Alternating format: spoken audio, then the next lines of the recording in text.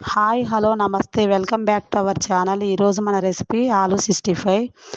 ఆలూస్తో ఏ recipes చేసిన పిల్లలు మంచిగా ఇష్టపడతారు కదా. ఈరోజు ఆలూ 65 ఎలా చేయాలో చూద్దాం.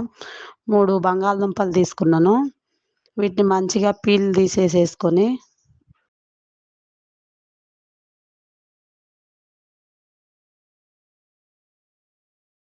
పీల్ చేసుకోవడం అయిపోయింది. మంచిగా తురుముకోవాలి ఆలూస్ని. చిన్న హోల్స్ కాకుండా కొంచెం పెద్ద హోల్స్ ఉండేది చూసుకొని తురుముకుంటే మంచిగా ఉంటుంది. తురుముకోవడం అయిపోయింది కదా. వీటిని 2-3 సార్లు మంచిగా నీళ్ళలో వేసి కడుగేసుకోవాలి. ఒక గిన్నెలోకి నీళ్లు పోసుకోవాలి.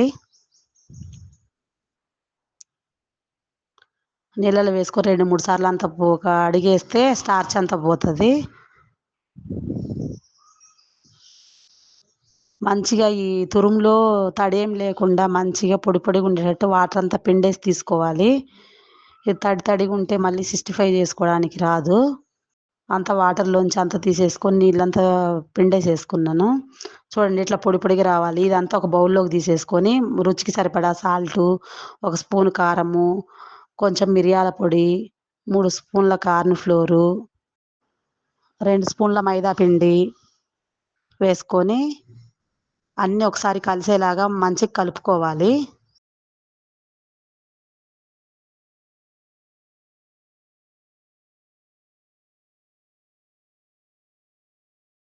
అంతా ఒకసారి కలుపుకొని చూసుకొని మనకేమన్నా కొంచెం తడి అనిపిస్తే 1 స్పూను పిండి వేసుకొని కలుపుకోవచ్చు. అయిపోయింది. పిండి కలిపేసేసుకున్నాను. ఇట్లా చిన్న చిన్న బాల్స్ చేసుకొని పక్కన పెట్టుకోవచ్చు పిండంతా. ఈ సైజ్ బాల్ సైజ్ సరిపోతాయి. ఇప్పుడు స్టవ్ వెలిగించి ప్యాన్ పెట్టుకొని డీప్ ఫ్రై చేసుకోవడానికి సరిపడా ఆయిల్ పోసుకోవాలి. ఆయిల్ కొంచెం వేడయ్యాక మనం ముందే చేసి పెట్టుకున్న బాల్స్ అన్నీ వేసేసుకొని మంచిగా లో టు మీడియంలోనే పెట్టుకొని ఫ్రై చేసుకోవాలి. హై ఫ్లేమ్లో పెడితే పైనంతా కలర్ వచ్చేస్తాయి, లోపల అట్లే పచ్చి పచ్చిగా ఉంటుంది. మంచిగా కలర్ చేంజ్ అయ్యేంత వరకు ఫ్రై చేసేసుకొని అన్నీ తీసేసుకోవాలి. అయిపోయిందండి, అన్నీ ఫ్రై అయిపోయినాయి, తీసేసుకున్నాను. వీటిని ఒకసారి పోపు పెట్టుకుందాం. కొంచెం 1 స్పూన్ ఆయిల్ సరిపోతుంది, ఎక్కువ ఆయిల్ పట్టదు. మనం సన్నగా కట్ చేసుకున్న వెల్లుల్లిపాయలు 1 స్పూను వేసుకొని కొంచెం ఫ్రై చేసుకోవాలి.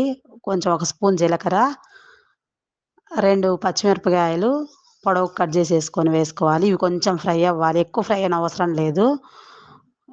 1 ఉల్లిపాయ సన్నగా పొడవుగా తరిగి వేసుకుంటే బాగుంటుంది.